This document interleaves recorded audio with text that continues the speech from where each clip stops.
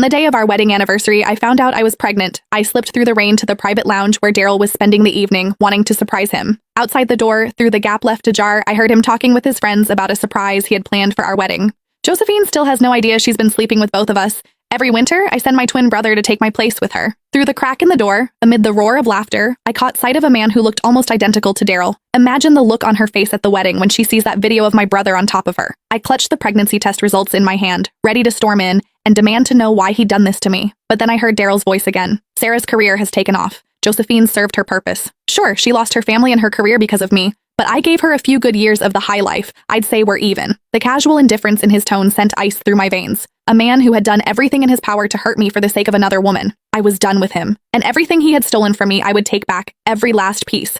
Inside the private lounge, the men kept egging each other on. Come on, Daryl, you've lost 3 rounds of dice in a row.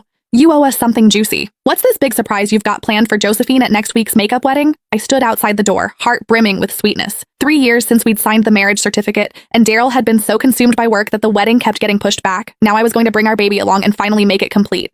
Ha! Bro, Josephine is such a fool. She has absolutely no clue you've got an identical twin brother. What do you guys think? If she finds out at the wedding that the man keeping her warm every winter was actually me, and then she sees our little bedroom video, will she lose it right there on the spot? The laughter inside swelled even louder. My legs buckled, and I nearly collapsed. I stepped forward, pressed myself against the doorframe, and peered through the gap. Beside Daryl sat a man with the exact same face. Daryl leaned back on the sofa and clapped him on the shoulder. Vincent Sanchez, I owe you for these past 2 years. Your visits made it possible for me to be with Sarah. The man exhaled a stream of smoke, the haze blurring his features.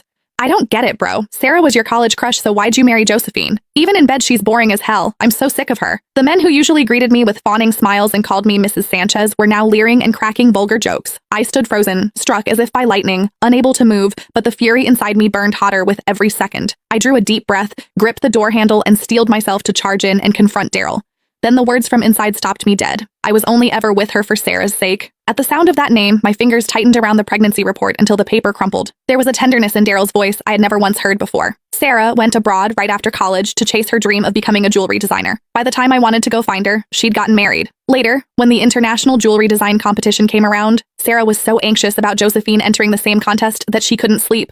It broke my heart. I knew I had to help her. Gasps of admiration erupted around the room, everyone praising his devotion. I stood outside the door, and the memory of that accident years ago crashed over me. Cold sweat soaked through the back of my dress. The man on the sofa wore an expression of pride and tender indulgence. None of you would ever guess. I personally planned Josephine's car accident, so she'd miss the competition. Sarah sailed to victory using the designs I gave her. Josephine's so stupid. She even saw the winning piece afterward and said it looked familiar, but she never figured out I'd stolen her work.